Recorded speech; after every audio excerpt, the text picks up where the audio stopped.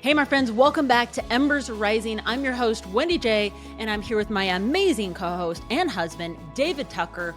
Today's episode, it's one of those conversations that pulls you in, holds nothing back, and reminds you that rock bottom can be the place we finally rise. Today, we're sitting down with Mr. Wade Lowe, a 2-time founder with 2 successful exits, a former sales executive at one of Inc.'s top 75 fastest growing companies, and now a co-founder on demand, helping businesses scale from 5 million to 50 million and beyond. But before all of that success, Wade hit the kind of lows most people hide. At age 28, he checked himself into a rehab, my friends, voluntarily, after realizing the double life he was living would take him down. At age 38, with 2 little kids and a growing career, he was fired. Again, facing the question, what now? And what he did next is why we wanted to have this incredible conversation. Wade doesn't just talk about business. He talks about what it takes to rebuild when life hits hard, about creating your own second chance, about making peace with the past and leading with purpose from the inside out. And his mantra, you're never behind unless you stop trying. So whether you're a founder, a parent, an athlete, a creator, or just someone in a season starting over, this one is for you. Let's go.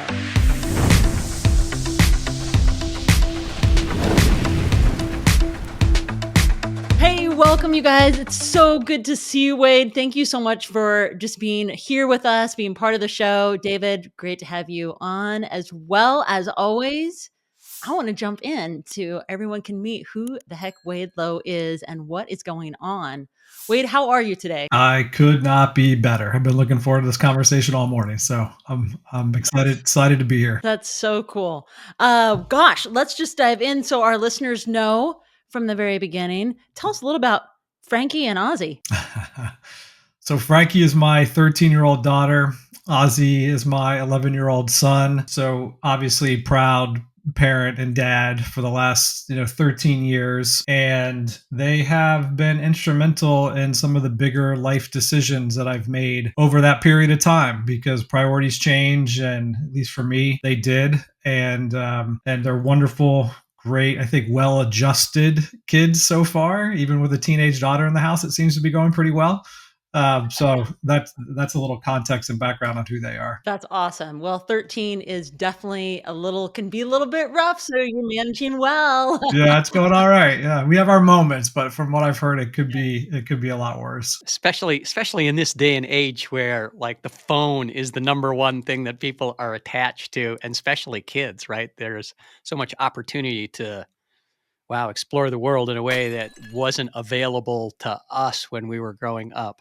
Yeah. How has AI changed the way you show up as a father? That's Ooh, a good question, Dave. great question. I don't, if I'm being honest, I don't know that it has that much yet. I've implemented a lot of AI as it relates to work and career, especially over the last like 6 months, which is probably the same for a lot of people. I do use it to get some feedback in regards to maybe some parenting situations, to be able to, it's like a quick coach, I think. And after it gets time to know you, I think it does a pretty good job of being able to understand. What's been cool recently is my kids have started to use it. Now, what was funny is my son started to use it one time for an assignment that he had. He's homeschooled, but he does virtual, and because he's a gymnast and he's gone all day and yada yada. But so he did an assignment and used it, and I put in the notes, hey, by the way, he had utilized ChatGPT to help with this, and the response back from the school was, well, next time let's not do that, have him do it himself. And all I could think about was, that doesn't make any sense. Like, not to do the work for you, but the way things are moving and where I think where society's heading, if you're not trying to teach your kids or have your kids learn to adopt the new tools, I just think they're going to be really far behind. So I'm still trying to work through what is the best way and mechanism to do that, but it's definitely started to get incorporated a bit more, and a bit more normal than it probably was a year ago. That's interesting. Everybody used to ask us when we were growing up, what do you want to be when you grow up? And it's such a hard question right now. like how to even have kids wrap their mind around the concept Yep. of maybe being something that won't exist in, Yeah. in 5 years. It's crazy. So, Yeah, that's a tough part is what do you have them study? Like law? Like, I don't know, like really? Like probably everyone's not that they go down that path anyway, but there's so many traditional paths that I just don't know they make a lot of sense anymore. And so I think there's a lot of opportunity that will be created, but it's unnerving at the same time. Because at least when I was growing up, there was a little bit of a path, and it's the path I took, and whether I should have taken it or not, it's a different conversation. But it's go to school, get a job, get married, have a family.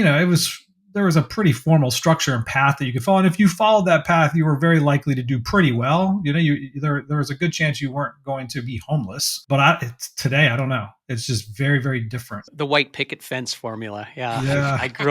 I grew up in that one too. Yeah. Well, I wanted to dive into your story, Wade, starting with a little bit what you shared with us about your motivation to start over several times. Maybe you want to share a little bit with us at that age of even 28. Yeah, so it's interesting. I was doing some work a couple weeks ago, no, about a month ago, exactly this point, and I looked down at the calendar on my computer to look at something. I was like, "Oh my gosh, it's March 15th. Oh my gosh, I've been sober for 20 years." And yeah, after that long a period of time, I think sometimes I tend to forget a little bit, but that is a very long time for somebody like me. So I'm 48, so it's 20 at the time. That is a very, very long time for me without having any type of a substance, whether alcohol or drugs or whatever, in my system, especially with where I was before. Very proud of that moment, if I'm being honest with you. I don't think about it much anymore, and it's never a problem. I'm never fighting it. It's never an urge. It's invisible to me. I don't think about it. It's not hot. It's not cold. It's just not there. But periodically, something will come up and remind me, like, wow, it's been a long time. And David was saying earlier, there was a period in my 20s where I was monetarily like doing well for my 20s in a career, but I was very dissatisfied. And I'd played sports my entire life, and I played soccer in college, and I had an identity wrapped around that. And I got a job, and it was a great company and a good group of people, and I was doing well.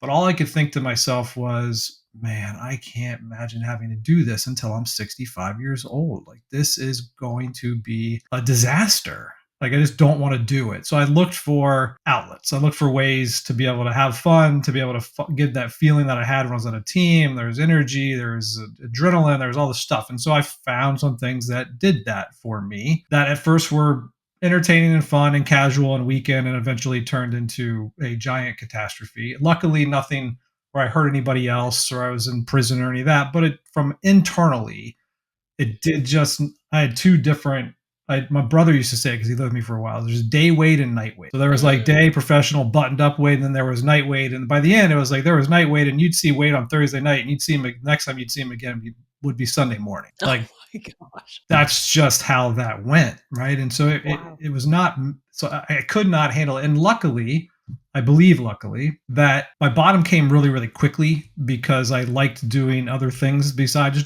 drinking. And I was always, obviously I have an addictive personality, so I was always very aggressive about anything that I did, which I think translates well into business sometimes. So I aggressively went after that. And then luckily it expedited how quickly things unraveled for me. But at the end of the day, I just realized, like, I'm not happy with who I am. Like, yeah, I wasn't really happy with what I was doing from a career perspective, but this is not good either. Like, it just there's a lot of internal misalignment about who I was as a human being, and it created a lot of conflict. And then the only way to resolve that conflict was to go numb it out. So it created this really vicious cycle. And I remember I went to a rehab in South Florida called DAF. It's a Drug Abuse Foundation. It was not a very nice facility. And basically, anybody who was there was either on their way to jail or coming out of jail. They have what's called drug court in Florida.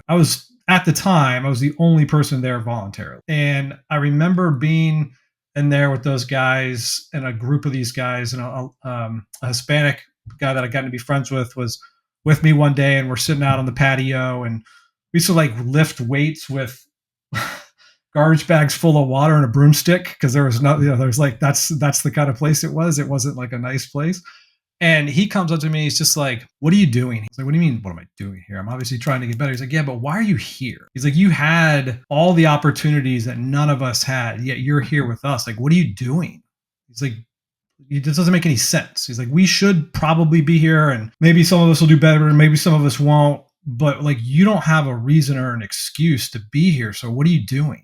And that more than anything stuck with me and kind of reoriented how I thought about my life and myself. That, wow, like I had never had anybody say that to me. And, it was woe is me, poor me, look at where I am, look how bad my life is, blah, blah, blah, blah, blah. And he just cut right through all the bullshit. And I was like, dude, what are you doing? Like, and he just made me promise. He's like, hey, when you leave, you can't come back. I said, okay, fair enough. And that was when things really shifted for me, I think, mentally. I mean, there was a lot of work that had to come after that, but that particular moment has obviously stuck with me for a long time. How old were you at that time then? 28. 28 years old. Yeah. Yep. And I was back living with my parents. I'd lived in California. My career was in California. I had to call my parents, and my dad was a teacher. It wasn't like, so it was great. He was professional, did well, but it wasn't like, it wasn't like, great, you'll come home, we'll support you. So I remember calling them on the way back from me and my brother, halfway from California to Florida, driving, and we had our car packed, and we called them in Texas and said, hey, can we come home? Like, what are you talking about? Because they didn't have any idea, right? Like, what are you talking about? Can you come home? Like, well, we don't have a place to live at the moment. So do you think we can come back and stay for a little while? And they were just like, that was a whole obviously not great situation, but that was where I was at that point. Wow. In that part of the journey, is there a dark moment in there that you wouldn't trade for anything because of who it ultimately shaped you? Yeah, I got scared. Like, I was up for almost a week at one point and thought I was going to die by myself. It was like, I literally thought I was going to have a heart attack. I could feel my heart beating through my chest. Like, I could look down and see it pushing my chest out. And I was alone, and there was nobody there. And I realized, like, this is what my life has become, and this is where it's going to end. And that's not okay. So at that moment, did you feel a sense of ownership, or was it this is happening to me? How, there's the victim mode, and then there's the control, like, this is my decision mode. Yeah. And I asked that from my heart because, like, I had that same sort of moment that came to me. Yeah, I was scared and empowered at the same time. It's a great question, David. So I was scared and empowered. I was scared because I literally thought I was going to die. And then there's a lot of shame around that. And then I was empowered because, like, okay, I can make a decision to be different. Like, I have a choice. Now I have to go act on that. But at that point, I was willing to do whatever. That's why I went to that rehab. I was like willing to do whatever I needed to do at that point, because so there was an empowerment component to it wrapped around fear. One of the biggest things in that moment for me is the second realization that you have to step away from almost everybody and everything. And that may have been the harder truth about that journey than actually just cutting off whatever substance it was. Did you have any experience there? I was so alone at the end that I didn't have to give much up. Like, I wasn't running with like a crew of people that I really enjoyed. Like, where I went was very isolated, very by myself. It was very lonely, and I was okay to give that up. And luckily, I had there was a lot of people who cared for me, who wanted me to like do better and be better and stop living the way I was living. So I had a built-in support mechanism, primarily around my family, and then friends that I'd known for a long time. Like, I had college friends that had reached out. I had family that had reached out. I had friends that I even made in California that were all very concerned, and I just wasn't hearing it. So luckily I didn't have to give that up. I could walk into that and give up the part that was really just me in isolation. Cool. Wow. Thank you for sharing that. Yep. Wow. Heavy. Yeah. So I really know how to lighten the mood. I'm like, wow, it's kind of heavy. All right, party, right? Yeah. Oh, no, wait a minute.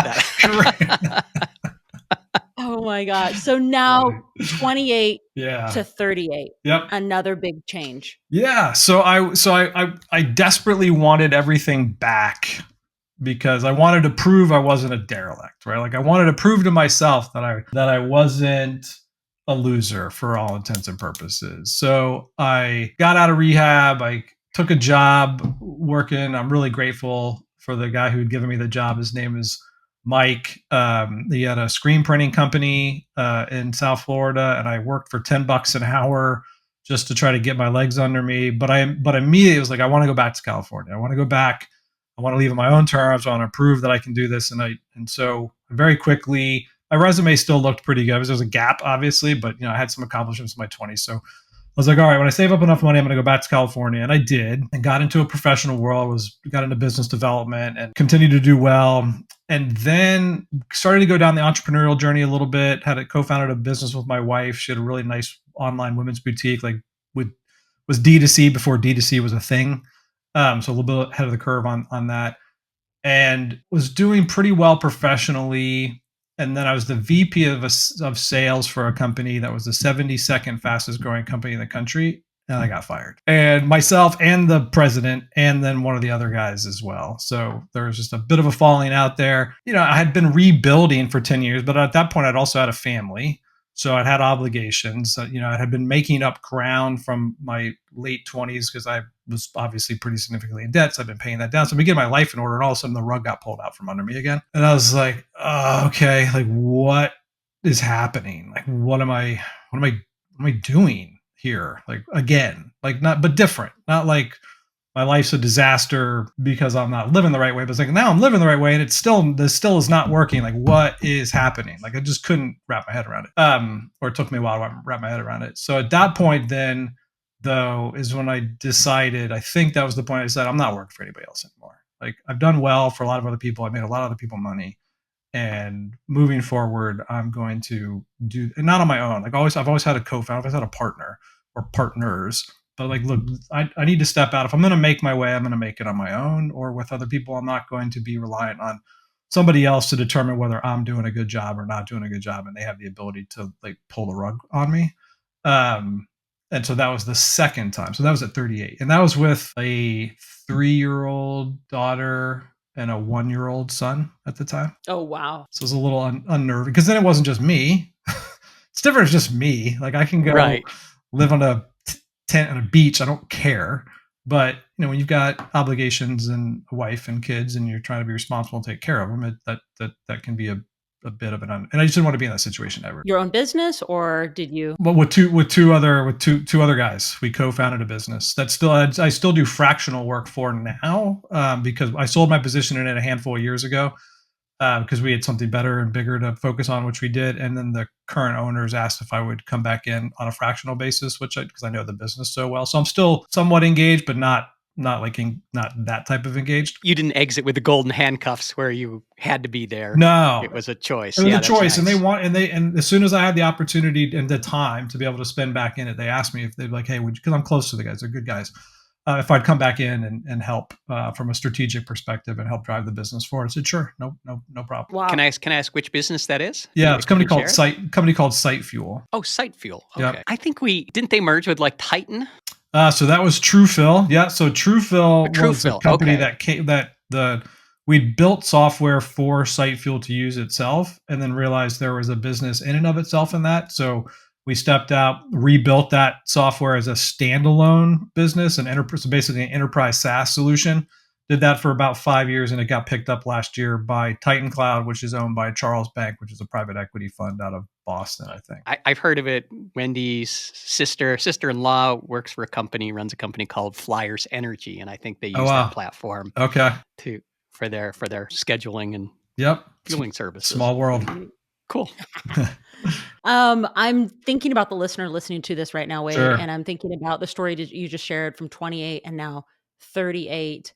And tell us, because you have a motto that you've shared, and which I just think is so powerful. I feel like I want a T-shirt that says this.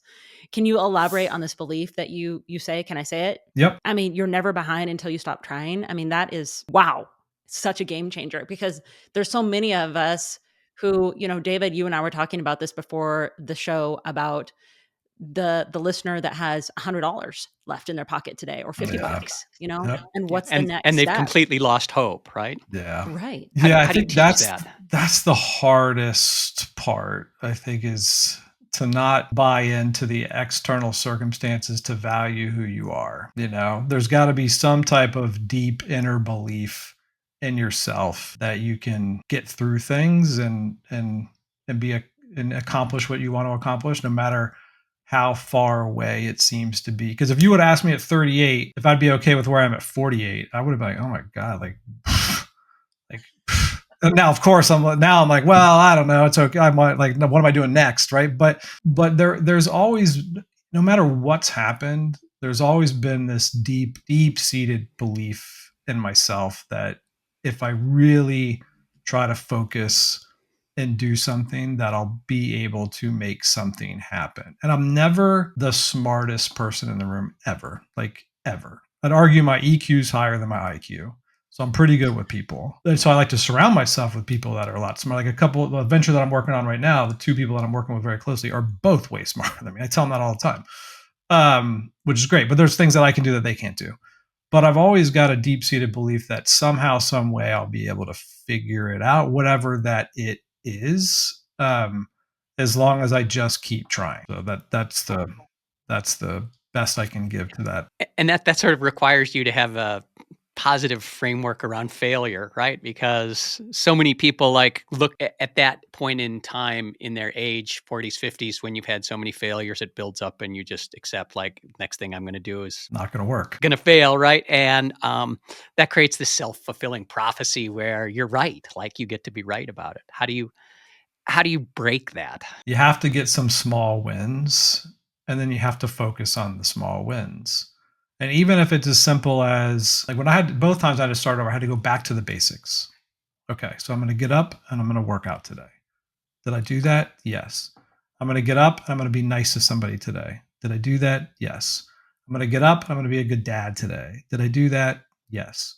I'm going to get up and I'm going to meditate today. Did I do that? Yes. So there's a lot of things that you can still win at during the day if you're just willing to pay attention to that, right? Because I'd argue that everybody wins a lot throughout the day, but they just don't notice it because it's just common. Like, no, but if you're doing things that are good for yourself, that's a win. And you can start to stack those so that it builds self-confidence. And that self-confidence can parlay into bigger things, which can parlay into bigger things, which parlays into bigger things. But the tough part is when you're knocked down and you feel like you're knocked out, to look at where you are and then to compare that to where you want to be, it's too big of a gap. It's overwhelming and you just feel like you can't get there.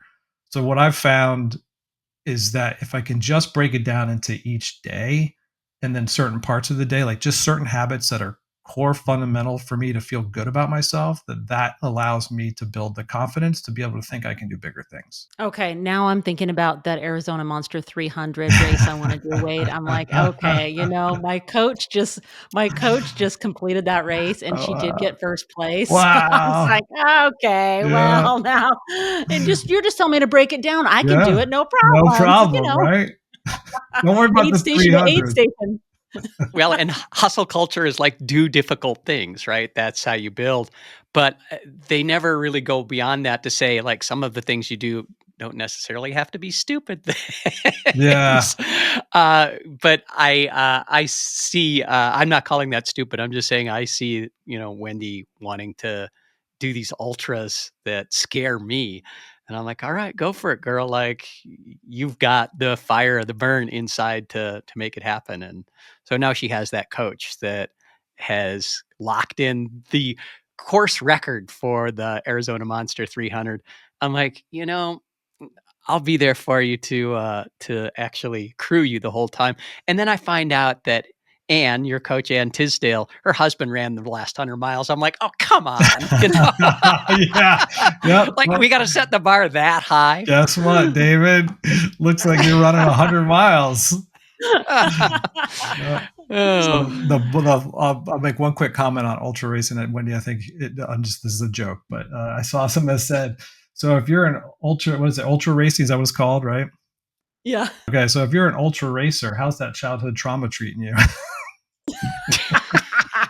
I'm still running after it. Just still going. So. It's a good question. I don't know if it's for this episode, but maybe it is. Yeah, I think I've already run out the allocation of the bummer material for the day. Oh. So Well, I don't know, were Wade. We may have to recruit you as part of crew on that 300 miles. yeah. How do you feel about that? You said you're good with people. Yeah, You might that's need to right. cheer me up. That's right. I'll ride in the back of a pickup truck with a megaphone, and I'll just scream Yeah, at you. I'll that's scream right. platitudes at you. Okay, good. So you were talking, Wade, a lot about business, and when a founder, or a co-founder comes to you and they're in quotes stuck, Mhm. what's the first question that you would ask them? What do they want? It's the first question I ask everybody. Like, what do you want? Because if you don't know what you want, I can't help you get there. Like, maybe I can help you try to uncover what you want, but that sounds more like a psychologist to me. That's not, I don't think of myself as that, for lack of a better word, as a coach. But it's if somebody knows what they want or where they want to go, then we can typically build a plan or a map to get there. But and I ask founders that a lot with their business because I'm like, well, what do you want out of your business? And you'd be shocked at how many of them. Same with me sometimes. They just don't know. I'm like, well, if you don't know, then how are you making decisions? Because sometimes it requires. So some decisions are, well, we're just going to be profitable and stay bootstrapped because I want a lifestyle. It's great. Some are like, well, we want to build $1 billion enterprise. Like, well, those are wildly different things, and one requires VC money probably, and the other one does not, or you can't get it. And it's like, so you have to know where you're going because that foundationally is how almost all decisions end up being made. And if you don't know what you want, I can assure you that uncertainty is bleeding down into your team, whether you know it consciously or not. It just is. So you got to get clear. Typically, I think people have to, founders specifically need to get clear on what are they trying to, because it's their business. Well, I think sometimes I forget, it's like, it's your business. What do you want out of it? If you want it to be a cash generating machine and you want it to be profitable and you want it to be lifestyle, that's okay. It's your business. Like, make the call. Sometimes I think they're uncomfortable to say things like that. Like, well, I only want to work 40 hours a week and I want to make $700,000 a year. I'm like, that's a fine answer. But maybe they don't want to tell people that. They don't want to tell their team that because it makes them uncomfortable. Like, but you got to know. So that's typically the first thing I'll ask. Awesome. And just looking at what you've done, you're a sort of a strategic business scaler, but from both the inside and outside. Is that sort of correct assessment? And so many times, as someone that works in the marketing space, I've worked with hundreds of businesses. Like Wendy and I, we've worked with hundreds of businesses. And so we get to have those personal conversations, even though it's outside of our lane of Yep. like, what is the problem that you're struggling with? And so often they say it's the people, right? It's a people problem. And today I'm starting to wonder if, you have a people problem, is AI the solution? And I think you might have some interesting insight on that. I would argue if it's a people problem, it's a founder owner problem, because remember who hired them, right? And I've also never ever seen, like, anywhere between a small and mid-sized business. I mean, different than when you get into like the really big, even at the enterprises though. I've never really seen though a business not take on the personality of the founder. Period. Ooh, that's interesting. And That is so interesting. if they don't like how the people are acting, I'm like, well, how are you acting? Right? They're only a mirror to whatever you're doing. So it's, if you don't like what they're doing, then I strongly recommend you stop doing whatever you're doing because you're probably creating the problem.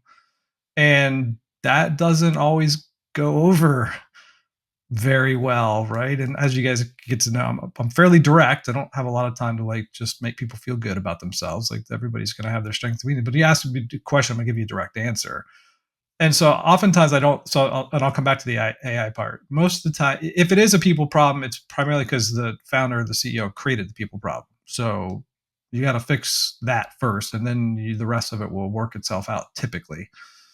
And you can always reboot. I think sometimes founders or CEOs are scared to reboot. I'm like, you can reboot. You can show up. It's your business. You can show up one day and say, I'm going to be different. The business is going to be different. This is going to be different. This is what it's going to be. As long as you're clear about it and then you stay consistent with acting that way, everybody else will fall in line. They just will.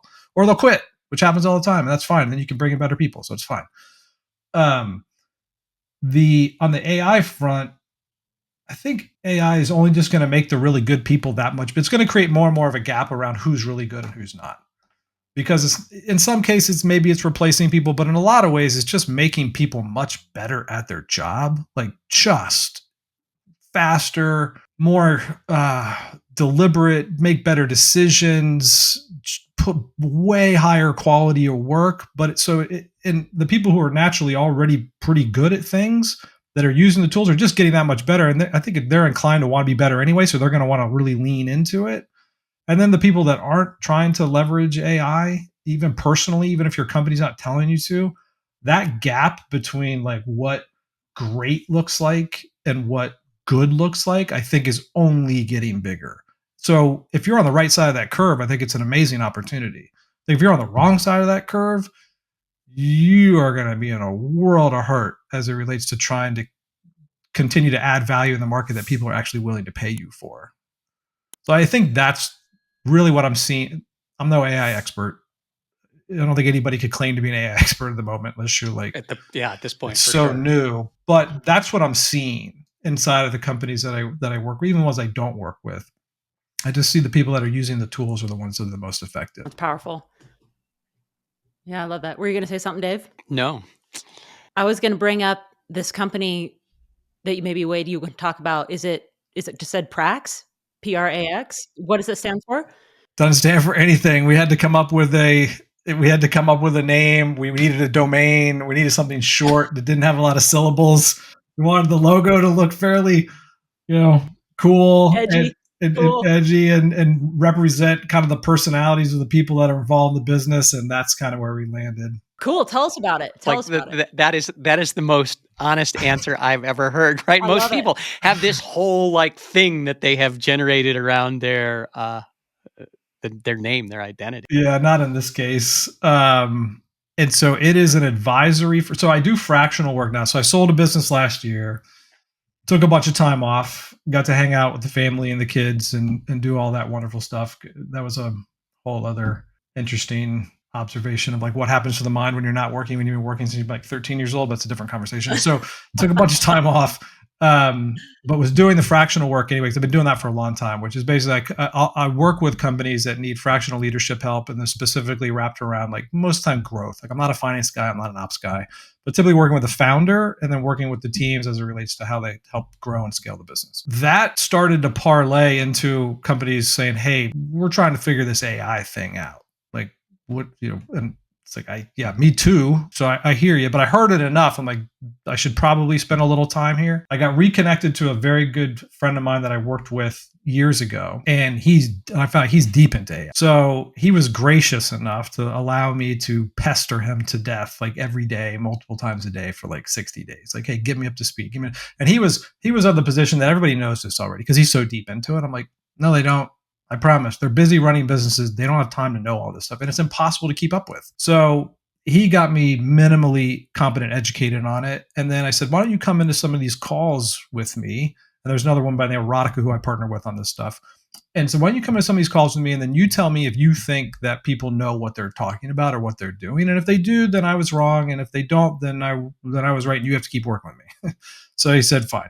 So we had a couple phone calls that turned into a bunch of, so like a handful of SOWs, which have now turned into paid engagements around AI advisory. I'm not the AI expert. I just have a decent network, but the difference is we're using AI to help people solve real problems inside a business, not just here's an out of the box solution for AI that you should use. It's like, no, just help us understand what you've tried, what problems are you trying to solve? And then we will, i.e. my partner, Justin, will tell us what AI could do to solve that problem, and we'll build something specific for that. And then we'll also help you what I already do, which is like work with your team, continue to help with the motion, continue to help with the talent evaluation, the structure. So it's kind of a combination of the advisory work that I typically do anyway, which is wrapped around growth, but leveraging AI to help solve real business problems inside of a business so they can actually operate more effectively. Wow. Interesting. That's fun. I mean, there's a lot of it seems to be a lot of demand for that type of help right now because they just don't know. People don't know what they don't know. And look, I'm not claiming to be that I know, but I know people who do know. And that's what I've always been able to do. It's like I can connect the dots and figure out who knows what and how do I get them into the right places with the right people. And not to waste time. I know there's, everyone's like, I know I should be using it, but like, what can I do to not waste time with what I need to know with whatever tools or for my team or however it's going to help me scale. So I'm not just trying to trial and error forever, That's right. That's exactly right. And they don't, and it's hard to know because if and especially if it's an off the package solution, it may be very specific to one little part of your business. Like, so sure, you can get AI tools for your customer success organization. Great. But do what other than to reduce headcount and maybe save some time? That's great. But how is it connected to the rest of the business? Like, that's not a strategy. That's just a tactic, which is not, there's anything wrong with that, but that's not an AI strategy. Like that, then you got to go pick a different tool. Hopefully you're right for each part of your business. Maybe you're right, maybe you're wrong.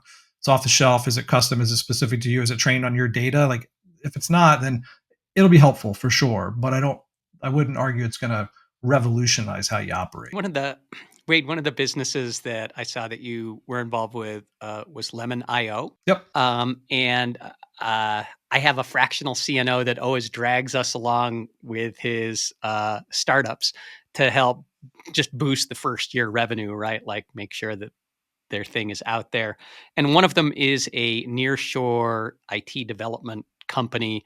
So that's how I know Lemon.io, how it caught my eyes. But I wonder what happens there with AI, right? Because we see in the news every day that one of the first things that's being cannibalized by AI is tech jobs, developers' jobs. Mm-hmm. How does a company like that pivot? And I know I'm no longer involved with that company, but it makes me think I should call George up and say, hey, what's going on there?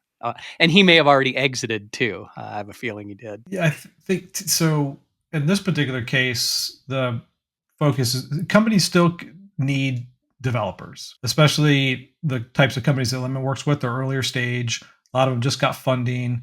If they're not technical founders, they still need developers. The big difference is if you get developers that are very proficient in AI, you don't need as many of them. So, and that's the value prop for Lemon, is they have a really strong talent pool of developers who are very well versed in how to leverage AI to be able to make them more effective and efficient.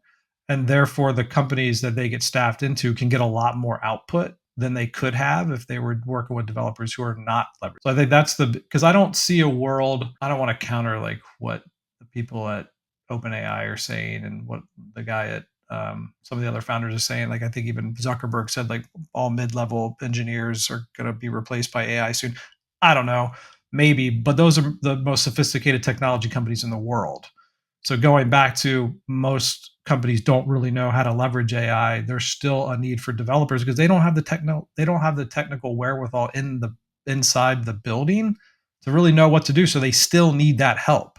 And I don't see a world where everybody just knows how to leverage AI to not have developers at least in the next 5 years, maybe 10.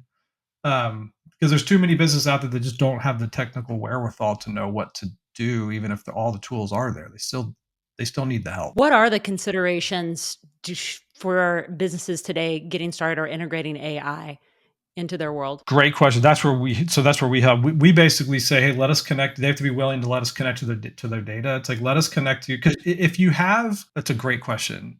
And we thought a lot about this. If you don't have a lot of data, I don't personally know how AI helps you that much. Maybe there is a way. Like, again, I'm not the AI resident expert here, but I know enough to be dangerous. But what I do know is that if you have a lot of data, most companies that are mid-size have a lot of data, at least over the last 15, 20 years. Like maybe in the 90s and 80s you didn't, it was all on paper. But now everything's in the cloud. They have CRMs. They have all their marketing analytics tools, which you guys use, right? They have their accounting, their ERPs. They have whatever solutions they're using. So there's a tremendous amount of data. And the best thing to do, at least what we do, is like just help us understand what problem you're primarily trying to solve, but give us your data. And if we can look at your data, that our agents can look at your data, we can start to pattern spot things that humans are probably not seeing and catching. And we can make recommendations on what we think the problem is and how best to solve it based on what we're seeing, leveraging our AI agents internally, which are basically analyzing your data and your information to help you determine if what you even think is wrong is what's actually wrong. So as long as you have a lot of data, that's the place where AI really shines, is like to just give it a tremendous amount of data to train on, and it starts to make really astute observations about how the business operates. And that tells me that starts improving operations. It starts improving decision making. Starts improving the marketing side. It could be growth. It could be reduction in costs. It could be new market opportunities. It could be content related to how you message out to the market based off of. In one instance, we took all the historical discovery phone calls and trained the model on all the calls and said, what are the pain points? What's actually in the CRM? What does the sales team think? What does the founder think? But what is actually happening on those calls? And then can determine very quickly, like, if what they think is what's happening is actually happening, or is it making different observations? And then, okay, here's how you should be messaging based on all the calls that we've gone through and what customers and clients are saying is a problem. You're not messaging appropriately for that. You need to start messaging to be consistent with what we're actually hearing. That's awesome. One of the things that I'm doing is I'm taking businesses' reviews, right? Like we'll take 20,000 reviews that they have in Google and just scrape them real quickly, put them into AI, and then come up with the 10 messaging points that they really need to be focusing on in their outbound and their messaging, and making sure that that's in there. We also, with AI, it's so easy to just pull those reviews into content based on the keywords. And the last thing is, like, there's also negative reviews, what's happening operationally or otherwise that needs to be fixed, right? I mean, it's a review. So, the ability to take that data set and something that would have taken like a PM or a researcher days to scrape through is done in not even minutes, it's seconds, right? That's what I'm seeing. It's the acceleration by how quickly decisions can be made is what seems to be the most impactful for businesses. It's like totally smokes. Things that used to take weeks or months or hours and days. And then if you know how to actually execute on that, then you have a competitive advantage. But to your point, David, if you don't have the data, though, it's really hard. Like, some companies are so legacy, they don't have any data. I'm like, I don't know what to tell you. I'm probably not the right guy. This is kind of changing my mind around, David. What Wade's talking about. We are getting ready to do a speaking event in a couple of months with AI for destination marketers. What can you say that I'm thinking I need to change my presentation here, because it sounds like what I'm hearing you say is these people almost need to hire somebody to bring in and look at their organization to see, because it's one thing to teach surface level, basics, on whatever tools they may need to help move the train. But at a really big level, I'm hearing you say, Wade, it might be even more helpful to hire someone internally. Now we're speaking to, I don't know how big the crowd is, maybe 1,000 people in this room. Yep. So to destination marketers, what would you recommend? Man, I wish Justin was on this call. His background is demand gen specifically, and he's been, so I'm gonna apologize ahead of time for when he listens to this, and I'm sure I didn't say what I heard is we have another guest. Exactly right. Exactly right. So I would come at it from a first principles perspective versus a tactical perspective. Like, what is happening inside of a business, then the problem that they're trying to solve. And it sounds to me like most of the people you're talking to it's related to growth, right? If that's the case, then everything's going to be wrapped around the data. And there's so much of it. But it's not just leveraging AI to analyze the data, but you got to prompt it well. Like, you have to ask good questions. Like, I've said this forever about salespeople. Some of the best salespeople that I've ever worked with or even worked for me, they just ask really good questions and then they just shut up, right? Because that's how they understand what's happening. That's very much how I think about AI. Is it's not just about ingesting the data, but then you have to ask really insightful questions. And this is to your point, Wendy, where if they don't know what questions to ask, you're only going to get as good of responses as the questions you ask. So it's almost like being able to prompt well, to know specifically how to ask the right question, to get the right answer, to know what to do. And to your point, that's probably maybe an outside or somebody internally that's hired specifically for that understands how to do that incredibly well and understands the market to a degree, right? Because it's hard to ask really good questions if you're not well versed in the company. Typically, the internal people will know what questions to ask because they're the ones who live it all day, every day. But they got to be very specific, and they need to know what outcome are they actually trying to look for. Because AI is going to do, it's like the best pet ever. It'll do whatever you tell it to do. But if you don't ask it questions or give it very specific direction, then you're going to get very fuzzy answers back. Does that make sense? Yeah, for sure. Dave, did you have any more questions on that for those destination marketers? No, I don't think so, but it's really given me a perspective of like, I immediately know, because I know that vertical, I know where their data is, right? And for a lot of them, like it's sorting RFPs, right? They'll need to, sort 100 RFPs that are maybe in different formats, although they're all pretty similar with what goes on.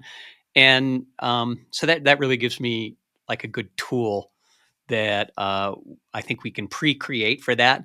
And then we get an opt-in, right? We'll just get an opt-in. Everybody gets the tool for free because that's the way I think. That's right. Wade, you're doing a lot of podcasts recently, and you're hot on the pods. What is the message that you are trying to deliver, that you want to be known for, that you want to share? Like, what's the thought process behind why you've decided to move forward on the pods so quickly? So one was I had time on my hands, and I was like, the guy alluded to the fact that I took a bunch of time off. And I was like, well, this isn't working for me. Right. It was nice for a minute. And then I kind of watched my mind collapse on itself. And I was like, okay, like I need to start doing stuff. And then I started recording conversations that I have with friends of mine to use as content on LinkedIn. I'm like, hey, do you guys, just normal conversations that I have with other founders or people in my network, or just like good conversations. The other thing is I think entrepreneurship gets glamorized a lot, and I'm here to take the shine off a little bit because it's not always a straight line up and to the right. And it's not always I'm going to date myself, but back in the day, it was like what you read in Inc. magazine, right? But so that's not it. But it's like whatever you see on Instagram or Twitter or LinkedIn, it's a highlight reel. Everybody knows that, but it's hard to distinguish like what's real and what's not. And most of the time, entrepreneurship is incredibly hard. And I think most of the time life is incredibly hard, right? And it's okay to say that like out loud and be okay with it. It's not a sign of weakness or failure that you're declaring that something's hard. Yeah, can I cuss on this podcast? It's like, yes, it's very, it's fucking hard sometimes, right? It just is what it is. And I don't know. And the more people I talk to, the less I actually hear people saying that. And I just think it's good for people, also for people to know that you can really mess up a lot and still come back. Like you can make some really bad mistakes in your life that are fairly catastrophic and set yourself back a long time, but it's not impossible to work out of. And it's okay. Like it's just okay. And I think that's probably why I started doing this, because I feel pulled. Like there's certain things that I do because I've chased the money. That's fine, right? Like I've had a habit of doing that sometimes. There's other things that I do because I feel like I'm being pulled in a certain direction more so than chasing something. And this happens to be it at the moment. I love that. I feel like everyone just got a little bit of hope in their ears, like, yes, thank you. I needed to hear that. and that's sort of the roots of Embers Rising, right? Like, yeah, we all fall down into the fire, and it's whether you choose to, dust yourself off and rise up out of the ashes and reinvent yourself. So I know Wendy and I have had to go through that a number of times. So it's so funny. It's almost a side story, but as you were talking, when I asked the people problem question, I'm going to do a share here. So we were wooed into being a partner for a financial services company. And, the founder there wanted us in for marketing, and we gave up a lot to do that. But what happened was we got there and we were not the culture, right? The founder and everybody in that organization was the founder in that culture.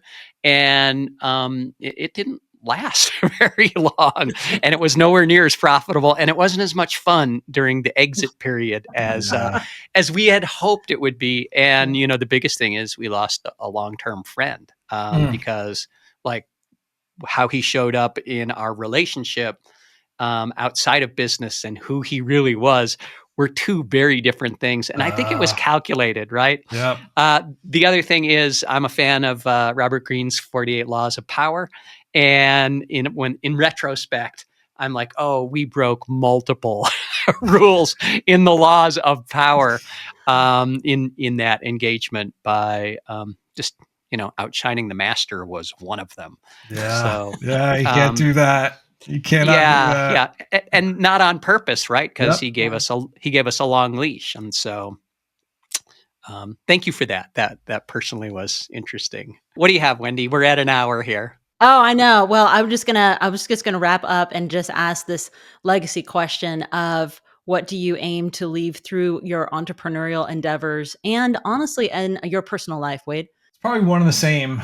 The thing that I get most enjoyment out of and fulfillment out of is the people component of a business. Like I just thoroughly enjoy that. Like I don't know that I care that much about business. Like I mean, yeah, so I found that I'm pretty good at it and I can make some money at it and it takes care of my life and obligations and whatnot. But what I've always cared the most about is the people. And like I'm tomorrow or next week, I'm doing a talk. It's not a podcast, but it's a friend of mine has an incubator out of San Diego, and he worked for me. He was the first person that really gave him a shot in a career, and he still remembers that to this day. He's like, "Hey, if it wasn't for you, I wouldn't be where I am today, and I wouldn't, my kids wouldn't be through school." And he was a young guy. He was 23, had 3 kids at the time. Worked just incredibly hard to work his way through college and do it. And he's really bright. But he's needed a shot, and that conversation, I met him in San Diego last year when I had flown back out to say hi to some folks because I had some time. He was one of the guys I met with, and he sat across the table and told me that story. And that was 25 years ago at this point. Wow. And that's the stuff that matters to me. So I think through entrepreneurship, I have a vehicle to be able to impact people's lives that actually matter. Like it matters. And that I think more than anything is what I care about. Is like, that's why I struggled early in my 20s with the company. Is like, is what I'm doing matter? It doesn't matter. Like, what am I doing? And then I realized, okay, well, maybe it doesn't have to be about the business, but inside of a business, it's a vehicle where I can do things that matter, that actually impact people. And I think that's one of the reasons that the teams that I build are high output, because I genuinely give a shit. Like I do. Yeah.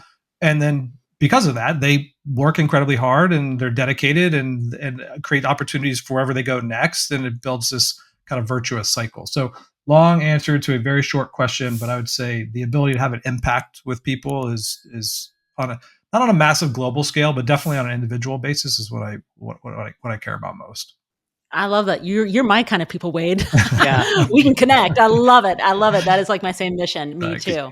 Beautiful. I totally feel that. Beautiful, Wade. After people hear this, where can they connect with you online? I am primarily on LinkedIn, although I have like a Twitter account, but I'm never on it. And you can tell, and Instagram too. But I mean, where I spend most of my time, just due to the type of work I do and the people that are around, is most of that's on LinkedIn. And how can we find more information about the Prax? We just launched a site yesterday. So it's praxadvisory.com.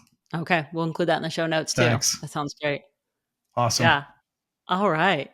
Thank you, Wade. This was just such a fantastic connection. So much information from personal to business to AI, kind of bringing us back to, I don't know, the human heart experience of relationships and people. Thanks. So it's like a well-rounded conversation, man. We appreciate you. Yeah, thoroughly enjoyed being here. Thank you guys for having me so much. Wow, what a powerful conversation.